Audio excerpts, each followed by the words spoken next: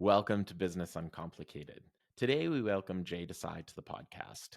Jay brings a rare combination to the table: deep technical roots, battle-tested executive leadership, and a genuine passion for making technology work for people, not just on paper. Starting as a full-stack engineer in e-commerce back in the early 2000s, Jay evolved into a transformational leader who really speaks to both engineering and executives, and somebody who can architect a technical solution one day and reshape a multi-billion-dollar go-to-market strategy the next. And that's exactly what he's doing. Over 13 years at Salesforce, he's scaled from building customer success programs that saved millions in churn to leading a global team of 200 plus architects supporting the company's largest enterprise relationships. Today, he's the VP of Go-to-Market Agentic Transformation, and we're excited to find out more about that role. Jay is really on the forefront of one of Salesforce's most ambitious initiatives, integrating agentic AI into real business operations, not as a demo or a proof of concept, but production-grade systems that measurably improve sellers' productivity,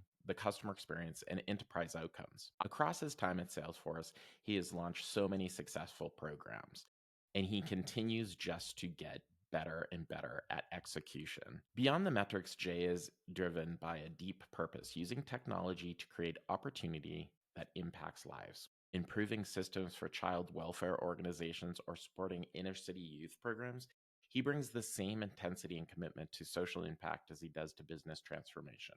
In short, Jay is a leader you want when technology is emerging, stakes are high, and execution actually matters. We're excited to jump in with Jay and learn about his journey, more about the agentic roadmap ahead for Salesforce, and how he thinks AI will shape the future of the workforce itself. So stay with us. 1, 2, 3, 4.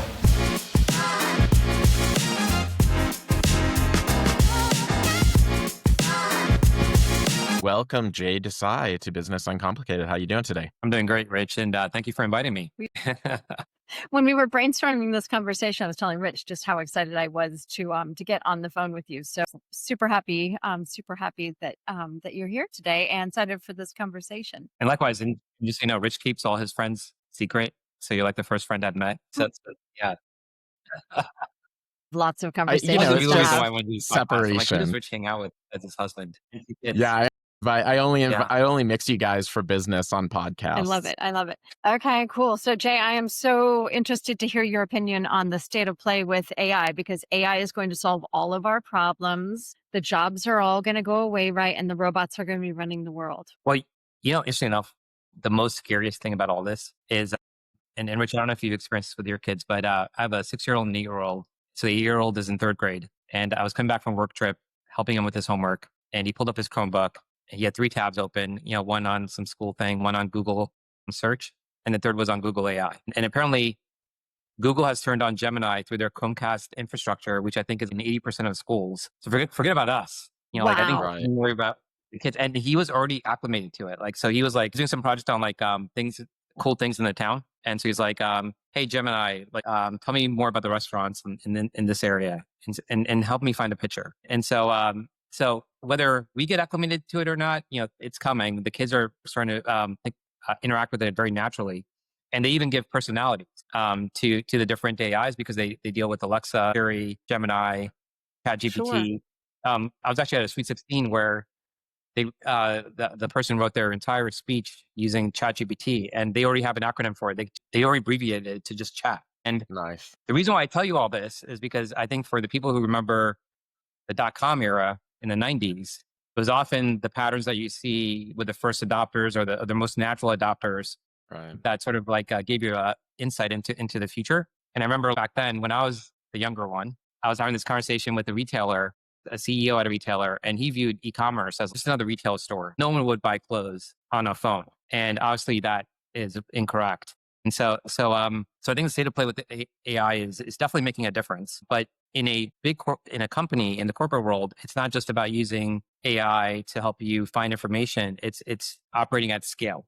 And I think that's where people are still trying to figure things out is how do I operate at scale with all the considerations that you need to think about in a B2B scenario. So For big companies or highly regulated companies, that includes compliance, legal, even for customer service use cases, you need predictable responses. Uh, But I want to go back for 1 second about the kids and using AI. It's funny because I was watching a video, TikTok or Instagram, of professors flipping out on their classes about them using AI. well, So yeah. It's so I funny you find it said that because I was thinking, interesting. my college age kids, honestly, your kids now are going to leap over my college age kids who are not nearly as native, it sounds like, in terms of how they're using AI as yours. That's Yeah. crazy. And to see there's even a divide between the teenagers and the younger kids, because in the first, second, third grade, they're making it a natural part of the curriculum, at least where I am. And it seems in college, they're trying to prevent cheating. Yeah, It well, that's why I it find it is. interesting. Yeah, Yeah, exactly. Exactly. Because I'm hearing that very much. Well, I can tell, this much was written so the professors and the kids are all doing the same thing. How much of this was written by right, ChatGPT or fill in the blank with your right, favorite engine, right. right? Right, But exactly. not the original thought and the original outline into, okay, help me with the critical thinking. Where are my gaps? It's just kids aren't even thinking that way. They're just using it as a tool from the very first moment they're thinking of something. Well, So I have and a that's why I asked the question is because there was another article today that showed original content, human led, and AI. And then the lines in the last year have crossed. And so they're seeing more AI generated content than human led content, which begs the question of what are we really reading or what are we really consuming? Yeah. Is it Yeah. really an original thought? Well, so someone reminded me like that media is business, right? So they're optimizing for you to click, even the news, and so AI can help with that.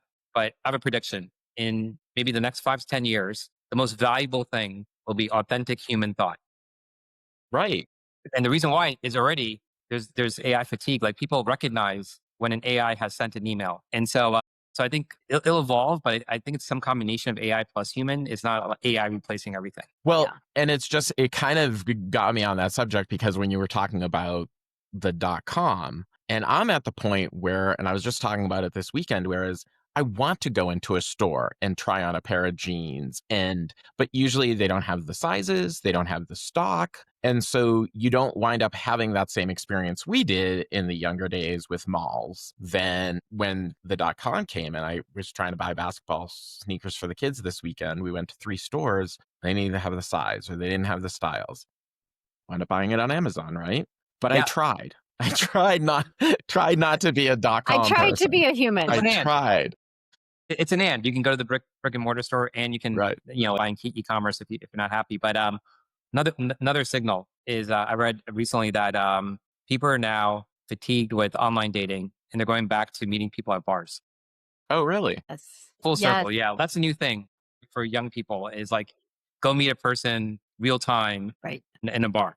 And all the awkwardness and all of it, like you got to go through the human motion still. Yeah. Right. Yes, Right. exactly. And all that courage you got to bring Right. up so you can actually say hi to that person.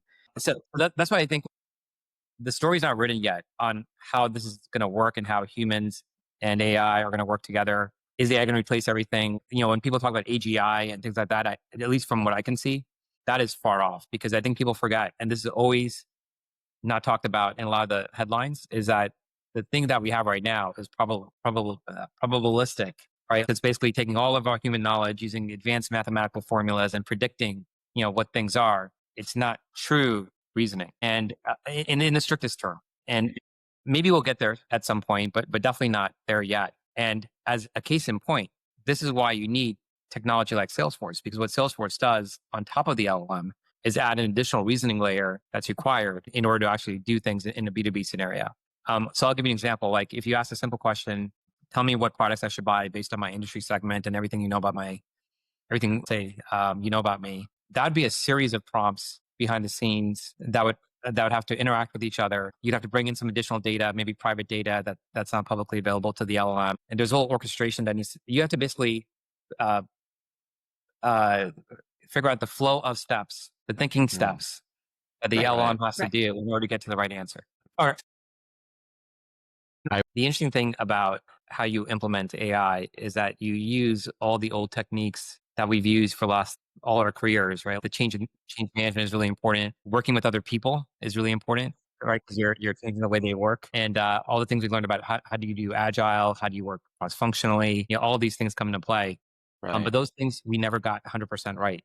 And they're even more important now with AI. And I'll give you a good, Rich, and then I can give you Yeah, some no, I examples. mean that's an interesting point, right? Because digital transformation has always been more about the process and the people, right? And The hard it's so parts. cliche to do process, people, technology, and I know people hate that because it's overdone, but it's overdone for a reason. And so I'm glad to hear you say that, because we talk about this all day long in terms of, yeah, it's kind of like in the olden days, you can implement any SaaS product. It's the differentiation is features and capabilities. But if you don't get it right, you don't get it right. It doesn't matter. Yeah, and that's why internally within Salesforce, when we deploy Agentforce, our goal is that people love it, right? It shouldn't be like, okay, because you work for Salesforce, you got to use Agentforce. It's because the tool actually makes a difference for you. Right. And the fundamental reason, a way that we're getting there is what I refer to as new ways of working, new ways for us working. But if I describe it to you, you'll be like, oh yeah, we've been doing this for a long time.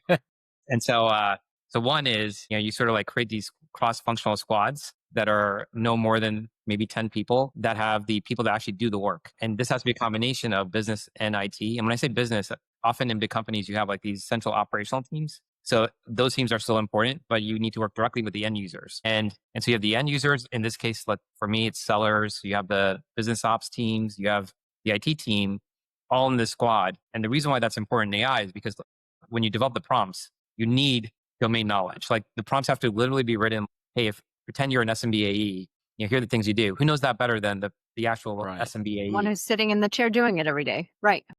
Exactly. So that's what's leading us to success, is that we're designing this with the end users, and we don't stop until they say, this is good for me. And how much of that is resulting in process redesign in terms of, hey, we do this all the time, and they're like, I don't know why we do that. Yeah. Well, so interesting enough, it's almost like AI is your opportunity to do spring cleaning for not only process, but also policy. And I'll give you a couple of examples. When we're looking into agentifying approvals, we found that there was one approval for $14,000 that requires so much escalation that's not even worth the money. And by the way, 98% of the time it's approved.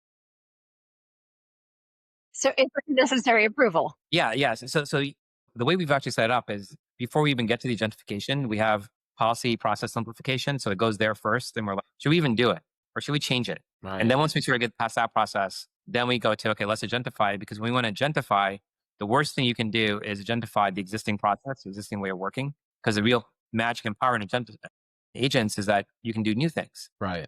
So let's take a step back, because we jumped into what you're doing, but we haven't really defined your role at Salesforce and your charter, because it actually is a really large undertaking that you've been tasked with doing in a company the size of Salesforce, and just transforming that sales motion. So talk a little bit about what you've been asked to do in your new role, because I know you've done several things, and in the intro we talked about a little bit of your background. Talk to us a little bit about what you've been chartered to do specifically as it pertains to AI and sellers. Yeah, just for a little bit of background. So I started off as in engineering in e-commerce, and then moved my way up to delivery, working at Accenture, and then within Salesforce, primarily in customer success. But in the last couple of years, moved to go-to-market. And go-to-market, first I started off with general go-to-market transformation across our lead to cash process, because we were thinking about where is Salesforce when we're at 50 billion and beyond. And that meant we had to fix some fundamental things, like, for example, our contracting. We have, if you want to buy the bundle, which is really important for us to sell, you need 5 different contracts, which is like really crazy when you also factor in how critical procurement is in the sales process. Sure. But then in the middle of that, agents came in, and I was asked to do something a little bit different, which is accelerate our agentification of go-to-market, because we had been trying some things, but it was just taking too long and we weren't getting value. And then acceleration plus value. And so the way we sort of carved it off is like, we have 2 teams. We have, and Richard, you'll appreciate who this comes from. You have the 0 to 1 team, which is the thing I run, which is move fast, move value for sellers, get it right, and then push it off to the 1 to 0, 1 and beyond team, which sort of manages at steady state. And so we're very much in the 0 to 1 state for most things in the go-to-market end to end. And in doing so, then you're working across all selling experiences? You mentioned SMB. I didn't know if you were focused first on SMB and then moving your way up, or how does that? Yeah. So it's the entire population of AEs plus supporting seller roles. And we started with SMB because number one, we're very lucky to have a strong SMB leader who is really into agents and is willing to experiment and also push us on what we can do. But more fundamentally, I think everyone should think about starting with SMB because it's a very well controlled environment to first test things out in, because it's scripted what SMB AEs have to do. When you go to commercial enterprise, it's a little bit more. It's very variable There's based more on nuance the to AE. that. Yeah. And I'll give you an example. Like very simply, SMB AEs, you got to make 5 calls a week. Like you got to do 5 emails a week, right? And so that allows us to test agents faster. If I wait for enterprise, I'd have to wait 4 months before we get cycles are so much longer. And so the other important thing about my role is I carved out a role where I can work cross functionally. So I have some decision making power across the operations team, the sellers team, and the IT team Nice. on behalf of the people that I work for. And so if you want to move fast, you need a type of role where there's a trusted person that can work cross organizationally, makes not every decision, but make these tactical decisions. I keep things moving day to day while keeping everyone aligned above on the overall strategy. Right. So many good nuggets here. I'm interested in, okay, so you've got this mandate. What are the big goals and outcomes that you're looking for? Because I feel we work with a lot of clients and they're like, yeah, we want to do this, but the first thing we got to do is we've got to figure out, okay, what exactly are the goals? And it typically is going to be an ROI of some sort, whether it's growth or whether it's cost out. What are the big goals that you're working to? Yeah, it's a great question because originally I think, and a lot of companies are in this place where we first started thinking about this, it was sort of like, everyone bring your ideas, Right. and let's go team by team. We've seen similar scenarios. Yep. Yes, and so it's almost you're doing too many things and you're not getting that real company level impact. So we took a step back and we looked at like what's important from a company perspective that's increasing our pipeline, and this from a sales perspective, going back to double digit growth from an ACV perspective, and then we sort of worked our way down from that, and where can agents influence those things the most? And what we realized is looking at our data, about 76% of AEs spend their time in internal things, not customer facing, and that breaks down to things like meeting prep, admin stuff, enablement, etc. And that's where we're really focusing on agentifying with a direct connection to, okay, if we agentify this, then we can increase the pipeline by that. That's our SDR agent, or and we changed the name for it. Now it's called something else, but it was the See, SDR. you're also naming your agents, yeah? Yeah, well, I'll say we're behind a little bit because the trend is to name it a human name. Right. We're still calling it, like DR agent, sales agent. SDR. Yeah. Yeah. Sandy, I the guess SDR. Wait, yeah. there isn't a little animal for it yet? So so you're right. We don't have an animal yet. Yeah. I'm not sure about that. Yeah. You're going to have to put that on the list, Jay. I'll be Yeah, very disappointed if you don't have a absolutely. little animal creature for it. Yep. And then the last thing I'll say is once you have those, you're absolutely right. You need to have those goals, and then you can start down your agentic journey. But a key part of that will be the new way of working, which in the squad model, cross functional. But even if you do all that right, you need to have this experimental phase where you launch it, and then you see how it's really doing in the real world at a higher scale, and then you iterate. Mhm. And as an example, with our SDR agent, we started off with only being able to do leads that were scored 1 to 3, which is our lowest scoring leads, and so our lowest risk, right? Because we weren't touching them anyway. And then we really got the emails right, and we got the process right, technology improved, and now we're doing the higher value ones. And so what that means is that you need to think about a delivery cycle that's maybe 6 to 7 weeks delivering the thing, and then another 4 to 5 weeks validating that it actually works. And the validation, is that in production, or are you still in a test environment when you do that? So it's in production, but there are a lot of different ways to do it. For example, we have a primary agent and then we have a test agent. You can solve for it in many different ways, but this is a challenge actually, because you have to do it in production, because you can only really see what the agent can do with the actual data. With live Right. data. With the Right. production data. And we actually found when we moved to a production environment, we're like, oh, wow, this actually looks better with all the data. And one key thing, by the way, you'll hear now, really, really important in Agentics is now the observability.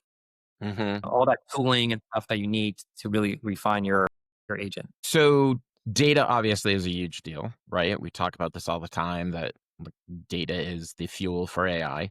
Salesforce, 30 years old now, tons of data, changes over the years. The internal org, affectionately referred to as Org 62, has had many lives, So there. many bolt-ons, right?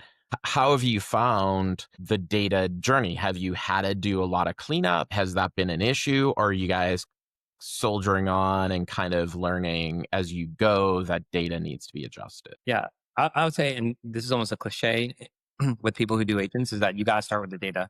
Data quality really matters, and your agent's only going to be as smart as your data. A couple of things. Number one, I think the agents can now deal with sort of the reality of how people use CRM apps or these type of tools in general, which is you have your sort of like your transactional knowledge in the CRM app, but your tribal knowledge in terms of like how do you actually work with customers tends to be in slides or Right. documents. For example, Yep. our sales plays are in Google Slides.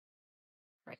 Our sales pitches are in Canvas, in Slack, something called Slack Canvas, which is a Word document. And so, in order to make the AI, and one last thing, we want to go, I think people are now over AI search and AI summary, and they really want AI to think, help you think, right? And so, to get to that level, you need diversity of data. So, for example, we're doing something around meeting prep, and to do that, we need web search, we need the CRM data, we need unstructured data, which is all the tribal knowledge. We need third-party data that tells us things about companies because we can't have an AE going to a customer and saying the wrong thing. Right. And so all that combined, which we do in Data Cloud, gets you to the magic. Gotcha. And so do you guys have a certain process, or did you guys put processes in place that you only look at data from a certain time frame? So listen, decks and all those stuff change on a week to week basis, right? And so are you guys using a quote unquote source of truth? So, hey, we're testing this deck. This is the new sales pitch. So we're deprecating this set of data. And so it's kind of isolated. Or are you hoping that the AI is always understanding to take the latest and greatest? Yeah, this is where old is new again. Content management is sort of key. And so this is going to be vary for every organization, but we actually started in parallel with refining our content strategy because we just had to get started. And so we absorbed the information that existed, and only recently did we automate some of the data feeds. So as soon as the decks are updated, within 48 hours, the agent is updated. Mm. But I think what you're now starting to talk about, I think where everyone's sort of at is like, let's get an agent out there working and high value. That's a win. But the thing you're now really going into, which is very immediately upon us, is the maintainability. Exactly. Because how And long is that good for? right, and the maintainability gets exponentially harder because people are going to have like, I don't know if you believe the press, hundreds of agents that you got to manage. On the content management strategy, I would say we're still figuring it out. But a lot of the old techniques seem to be more using, right? Like you got to tag your data, you got to like migration dates, you got to automate data feeds. Like these are all things that have pre-existed. Agents, they're just That you now may or more. may not have done well because it's always the last thing. You still just get the deck out, just get the new play out, whatever it is. It's not that maintenance and organization and all the mundane stuff. Yeah, well, yes, exactly. And so I think for people who've been in the industry for a while, there's always been this nirvana, MDM strategy, content management. No one's ever Right. seen anyone do it. Nobody's gotten it. Well, yeah, these are like the same initiatives that fail often, statistic. But this time you got to get it right because Right. your agent Right. is thinking, and it can only think as good as the data it's been given. And so, in many ways, this is a renaissance for data people. For all those people that couldn't get the CEO attention or the C-level attention or enough investment, we are investing a lot in our data organization because The it's that light important. is shining very, Yes. very brightly Right. on, the challenges. So we've talked about data and content, talked a little bit about strategy. I'm wondering what are the other, when Rich and I are looking at this with clients, we're usually thinking, okay, strategy and governance, data, content, and then you've got a whole lot around talent and the people, the change management capability. When you're looking at the big picture, what are the big pillars that before you go into something, or now that you're in the middle, you're like, we missed that. What are the big pillars for anybody's AI or agentic strategy? So just before we go there, I just want to say one last thing about content and why it's so important and why the work you guys do in consulting is so important, advising these customers, is because your private data is what's going to differentiate you. your tribal knowledge on how you service your customers is what's going to differentiate you. If you can't get that right, then what's the difference between your company and another company? You both are using agents. I think that's going to start getting smaller unless you do the data part right. Right. Excellent point. I'm sorry. Do you mind just asking that question again? No, don't worry at all. I'm wondering, in terms of people who are just going into agentic. We've talked about data, we've talked about content, talked a little bit about strategy. We've not talked about infrastructure or talent, but those are kind of the big things that we would typically start asking questions about as consultants. What's missing from that list in your estimation, or what are the gotchas that maybe you, as you've gone down this road, you thought, oh, we didn't plan quite the right way for this? Yeah. So I think just as usual, right? Like having the people with the right skills, but more this moment requires innovation mindset because there's so many variables changing. There's so much. The technology is changing very fast. The marketplace is changing very fast. The things are going to constantly come up, and you're going to have to be able to roll with it. So adaptability and resilience are really important. I think those people that can't be adaptable, oh no, the requirements have changed. Oh no, like we changed this direction. I can't take it. I don't think those people are going to do well unless they get these skills around adaptability and resilience. They may have been important before; they're even more important now. But I'll say the other interesting thing about this, the people part, is how big a role I'm seeing ES play in this. And in fact, I don't know if you've seen this yet, but a lot of people leaders are taking on the people leader and AI in their title because they are helping us think through what does the workplace look like 3 to 4 years from now. Right. What type of people do we have to hire? What upskilling do we need to do? How do the job roles change? And so within Salesforce, ES is leading a lot of that, and we're partnering with them so that we can then apply what they're thinking about into the workforce. And one of the things that we publicly said that we have that ES is driving, by the way, is a still dashboard that tells you as a manager how effectively is your team using AI. Mm-hmm. And we have a certain standard set of tools and we can measure adoption because ES is working with, it's almost, in order to really get that adoption all the way down into the bowels of your organization, it's not going to be, you can't just rely on bottoms up or top down. You're going to have to rely on this middle. The manager is actually embedding it in the ways that they work. Right. So number one, you have to have the right people and you have to do that. And that's hard, right? Because they're people you have to upskill. They're people that maybe are not going to cut it. Number two, I would say lean on your yes organization. If your yes organization is not already involved, I think they are missing out on a strategic opportunity to elevate how ES can help. A lot of these things, if you think about it, if we're going to change the way people work, that has to be Right. yes, that conversation. When you go to Europe, if you're thinking globally, right, you have the worker councils that you have to, think about, and all these regulations, et cetera, that are coming in. So ES is important. And then third is, and this is going to be, again, one of those old school things. You also need people that are going to be very curious because this is not just a technical thing. Everyone has to know AI, whether you're technical or non-technical, but you have to be curious in the sense that, like, why is it this way? Does it have to be this way? Because the people who are going to lose are the people that are too stuck in, oh, wow, we did this. It was actually harder for me to change the way that we were operating than I expected. I actually got comments that are textbook, which is, well, we always did it this way. Right. So it worked 12 years, right? Like you would think by You're like, now. whoa, we are not those people. Yeah, you would think And by here now, we are. yeah, there's so many books written about it and all this stuff. But I think it's always a cycle. Like, you have like new people coming in that may have not learned the lessons yet. And so that change part, Rich, which we were talking about earlier, Yeah. it's not only change in how you get AI to get adopted by the people who need to use it, but change in how you get your people to work with AI so you can Right. implement it in the right ways. So that goes to human in the loop, human on the loop, right? Those are the new terms. And a lot of people are, thinking about, I think early on, I think that's changing, but early on it's AI is going to take your job. And now the statement I hear is the person who knows AI is going to take your job, not AI itself. And so there's always going to be this need, as you kind of talked about the journey of people being involved in the process. And those low-level tasks, sure, ripe to be taken out, right? Helping people prepare for meetings, summarizing data, making sure they're saying the right stuff, bringing in lots of sources of disparate data to tell a story are really important for sales or CS, right? How do you guys see with ES, or how have you guys talked about the human in the loop, human out of the loop conversation? Have you guys redefined the role? Are you guys saying it's just a task thing about this role? or is it complete redesign? So within Salesforce, it's a multiple answer depending on the role. So if you think about SDR agents, it's now about scaling the number of leads that you can actually touch, which you could never hire enough people. Like, like Salesforce gets 100,000 leads.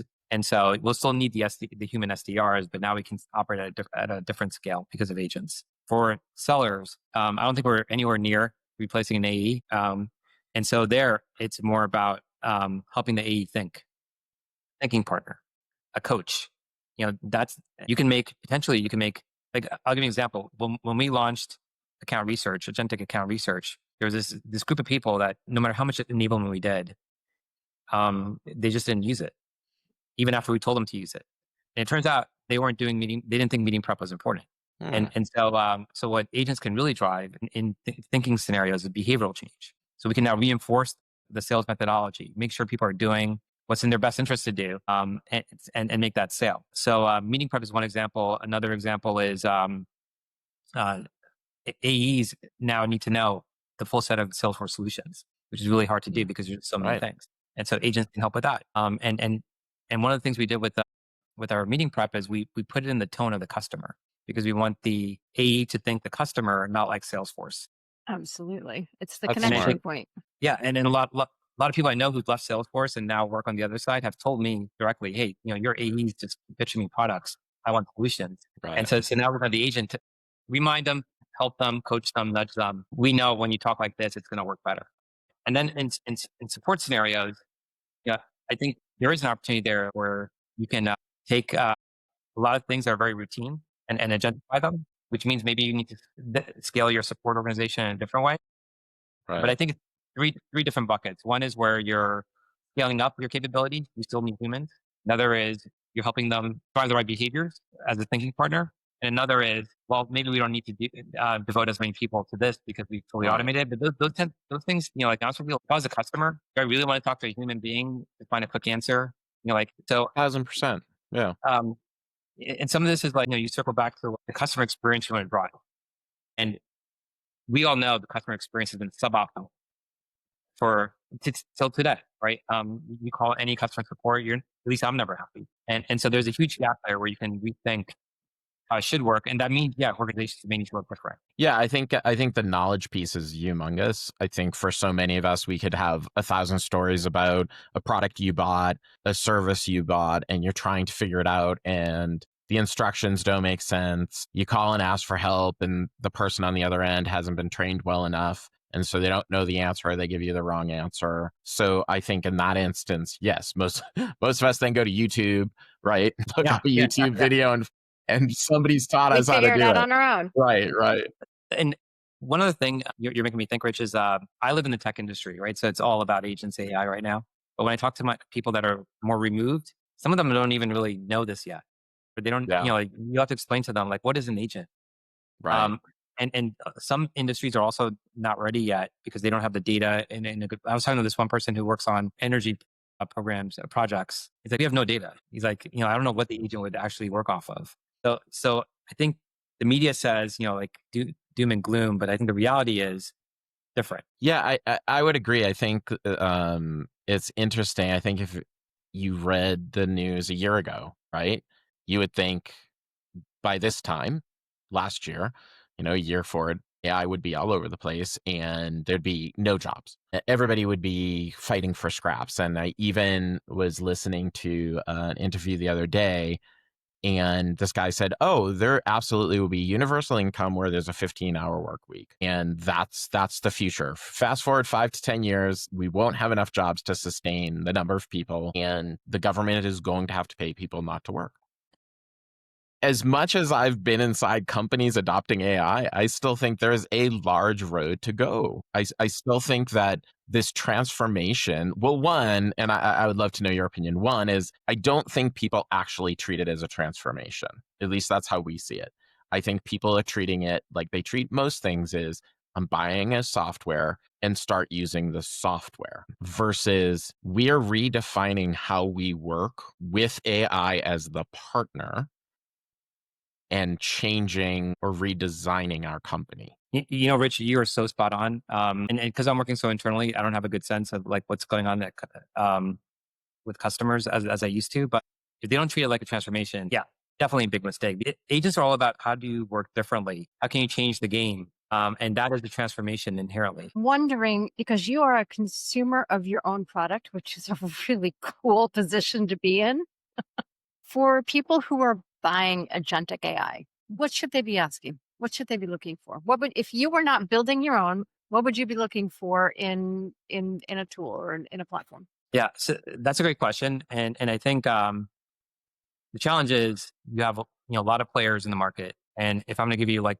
the honest answer is that you need to do an evaluation. You need to come up with a scoring mechanism. So I'll give you an example. Even for us, like we use Agentforce, but underneath we use the standard LLMs like like ChatGPT or Gemini. And so we did a bake off. We said we want to do account POV or sorry, meeting prep. Which one is better? We didn't know. We can't really tell. Like is it Gemini? Is it ChatGPT? And so you got to come up with some sort of methodology to evaluate these tools, and then decide what's best for you for your particular circumstances. Would be the And in some instances, I know companies using multiple LLMs for different purposes. well, even more so why you need this evaluation framework because different circumstances, you're right, will require different tools, different agentic tools. And very much so, we will be living in a multi-vendor world when it comes to agents. Yeah. So, Or at least for a short term until everything comes together, we get the right amount of data, somebody wins, and then we're like, okay, right, right. Months from now, we are tearing everything out that we did 6 months ago right, because everything is advancing so quickly. Yeah, and I right. guarantee you, an agent will not be able to do that. So, but do you think that from a technology platform perspective, so there's Aon bolt-ons, right? So there's companies who have built up their infrastructure. Now they're quote unquote an AI company. And then there's AI native companies who've just built from the ground up based on AI. Do you think that it will be like the dot-com boom where thousands of companies and then they just went under or they started being acquired, or like what do you think the landscape is of, because in the go-to-market space you Google go-to-market AI tools, you get 1,000 now, and I can't, in researching them, I can't see the difference between them. So the difference is, so we also get a lot of startups that reach out to us. The differences are very nuanced. Even in account research, meeting prep, there's so many different startups there. A couple of observations is like a lot of times startups are really good at that one thing, but the question I would ask is, can they scale? Right. And then number two is, as a consumer, let's say I'm a big company, am I really going to have 10 different vendors that are going to provide like, parts of the go-to-market process? And somehow I'm going to have to orchestrate it all and combine it all together. So I think there is going to be um, consolidation or maybe a small number of vendor approach versus like, a lot of vendor approach. I'll also say the beauty of agents is their ability to attach to a diverse set of things. So if you have something really focused on, let's say, account research, but it doesn't have access to the compliance agent or the support agent or these other agents, then its answer may not be as rich as it may otherwise be. Right. Well, and that brings up, we were talking with a client the other day, and they were talking about building a agent to police agents, right? So for that agent to purposely make sure the other agents were following policies, data security, whatever that is, which I was like, okay, so now we have agents of agents of agents. It's becoming one of the, it was an odd statement that they made around that. But it's very accurate because what he's talking about is at the scale that LLMs agents are going to operate, it's going to be so high, it's going to be hard for humans to keep track of it all. And I'll give you one example. So we're generating thousands of account research responses, and we use an LLM to make sure that those responses are accurate. So we have an LLM testing an LLM, that type of thing. And so going back to my previous comment around observability is going to be very, very important that you have these tools that allow you to sort of like understand what these agents are doing almost real time. Because once you get to like the next thing we're working on is actions. So you want the agent to do things for you. And so that's fine if it's just, imagine like 15,000 AEs, what actions are these agents doing? You have to know for all these reasons. One last thing I'll say is this is also, I'm gonna do a plug. This is also why you need a platform like Agentforce, because we have something called announced in Dreamforce called the Graph Planner. And what these type of tools give you is the ability to have a deterministic flow within a undeterministic flow. So LLMs are undeterministic because 1 out of 10 times they'll give you some BS answer, like crazy answer. Right. But with the determinism built, you can make sure that the agent does a compliance check or the agent does XYZ things that you need it to do before it gives a response.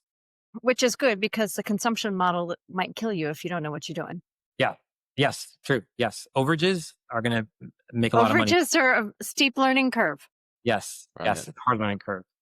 Right. Yeah. And one last thing I'll say, because I forgot to say this about data, is the other unlock is real-time data. Because now you have meeting transcripts Right. that you can pull right into account research or other things. And so it's the data you have plus the data. That's the data that you're creating every minute of every day. Never-ending game. You can never stop. Actually, this goes back to the data conversation, how data is so important. It's going to be a renaissance. You can never stop creating data. The minute you stop creating data, you're going to be stale. Right. And to that point is, I know that like Salesforce bought Informatica last year. Was that an intentional, like, we want to be part of the data game and have people dependent on it? Because listen, cleaning your data has always been historically a really expensive thing to do, right? Yeah, not just historically. That is a real time. Well, fair always enough, problem. right? Yeah.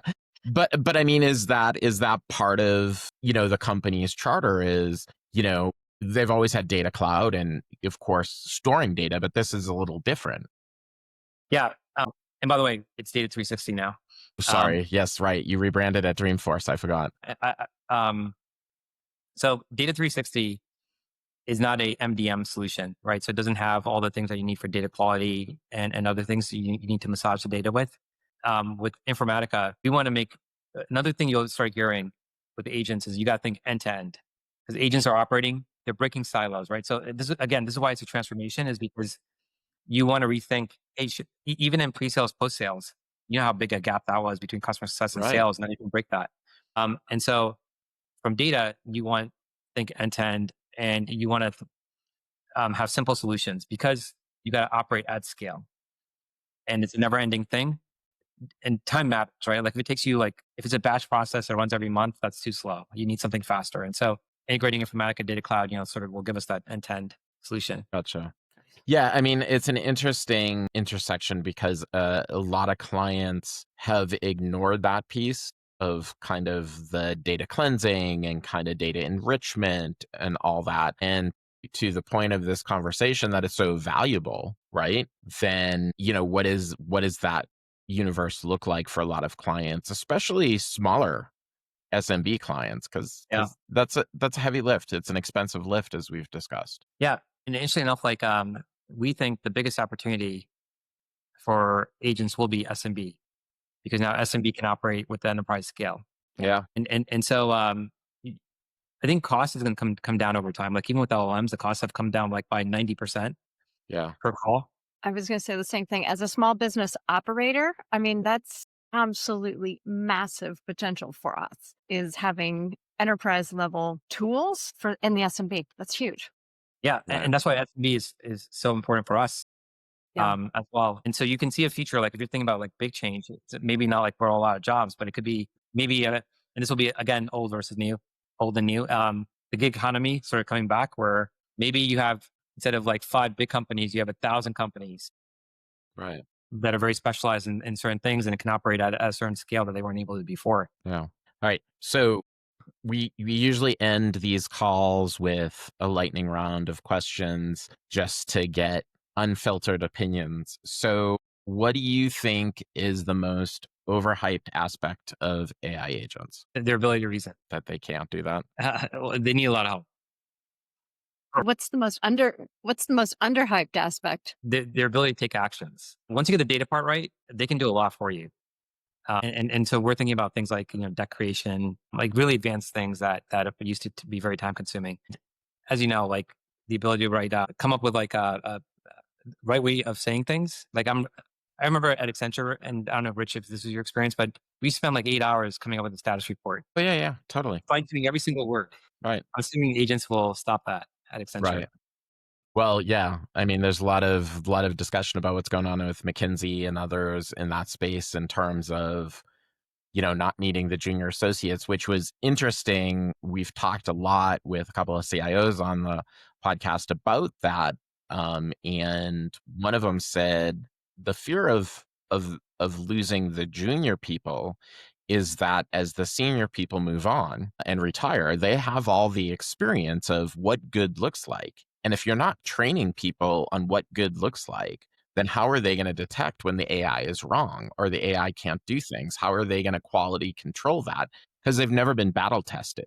They've never, they've never been up at 4 a.m. deploying code over It's the the end-to-end weekend. process, that they may Right. not have seen, and the manual process on Right. what are we actually doing here. Well, Right. you're right. And so another topic I forgot to mention is you got to design these agents in a way that reinforces the learning process. Because if you simply give them the answer, you shortcut that whole gathering Right. information, figuring it out type of thing. So that's a big topic. We haven't found what the right approach is, but we're testing things. Right. But that's a big That's a topic. terrific point. That's Yeah, an it's a great absolutely point. terrific point that you've Yeah. got to continually reinforce that.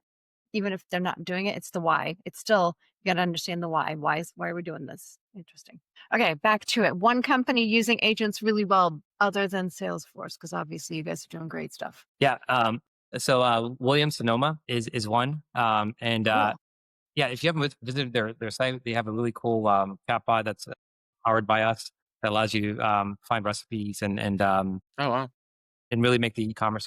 I think e-commerce will be another area where agents will really Rich, they're gonna recreate that mall experience that you're Oh, missing, Yeah, and I you're know. gonna I think missed you're them. never gonna want to go back. Listen, we're showing kids pictures of 86 today and the clothes and all that and the mall. And kids were like, what is all that? And you guys used to hang out at the mall Friday night. Come Well, on. I've asked you, Rich, you have older kids. They don't hang out in the mall. No, because there's not really a No, mall to hang no. out in Where they hang out? with their friends at houses. They Wow, don't. you Yeah, changed. they don't really do that yet. Maybe they will interesting. when they get their license. I don't know. Mine don't. The mall is not they want to go where the other kids are. It just may not be the mall. Right. Yeah. It's still Right. wherever the kids are. It might just be Right. in and out. Yeah. Okay, final question. Book or resource that has influenced your thinking of AI lately? Like, is there a book or a podcast or some research online that you've done that kind of influences you? So there's an app called Masterclass. I don't know if you've heard of it, but they have great podcasts of real deep thinkers in all sorts of areas. Like for example, they had this one general who's going over how do you handle situations that are very variable. Hmm. He was sorry, that's my kids. He was connecting that with the corporate life where like you're in a high variable situation, and he was like connecting that also with AI and that experience. So I think having these apps that teach you from other points of view can make you smarter about how you then think about the things that you're trying to do. Really? Yeah, makes a lot It of goes sense. to your point about it's the agile who will win. Yeah.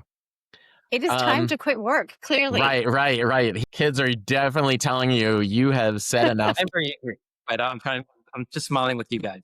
Listen, Jay, we appreciate you taking the time chatting with us. There's obviously a lot more going on in your world, so we're going to have you back to get an update on your transformation and everything AI related to Salesforce. Thank you so much. This is really fascinating. Yeah, and Andy, we should hang out sometime since you're in the area. Absolutely. New to the neighborhood. I would love to. Yeah. All right. Thanks, Rich. Good. Thanks. Okay. Thank Talk to you. you later. Bye, Andy. That was a great conversation. I always appreciate Jay's point of view on all things technology. I mean, he's a great technology leader and always has been, but it seems like he's leaning more into this transformational process, which is super interesting. He's clearly a really, really good thinker. And there were so many takeaways. And I kept writing them down. And I was like, oh, wait, there's more. Oh, there's more. But, thinking about it from the point of view, just from that big picture point of view of, for instance, process and policy. I wrote process and policy impact assessment before agentification, like before we're even thinking, like this is retooling how we are doing the end-to-end. I love the cross-functional element of his thinking and really thinking, how do we keep it simple, knowing that all of what you're building is not simple, but you got to keep that throughput simple in terms of what are we trying to accomplish here. Absolutely fascinating. Yeah, I mean, I think it just speaks to the fact that this is more of a transformation than people are giving it credit for, and that it's I think the other thing he said that was really important, a real opportunity, right? More beyond just a transformation. it is an opportunity for you to redesign how your company works. And so I think a lot of the air has been sucked out of the room from this, oh, it's AI is coming for your jobs. Whereas if you really think about how AI can enhance the job, how it can enhance the company, how it can change and make your company more efficient and better and solve some of the problems that we haven't been able to solve. But it does still bring the basic challenges up to date. Your data continues to be absolutely critical, if not more critical than before. That is, it's again, you don't want to agentify anything that's poor process. You got to pay attention to the basics first. But how transformational is the work that they're doing? It's really fantastic. Absolutely. Well, it's good stuff, and I really appreciate everything he brought today, and we'll definitely have to talk to him again. For sure. Cool. Excellent. All okay, right. good. Till next time, guys. Bye. 1, 2.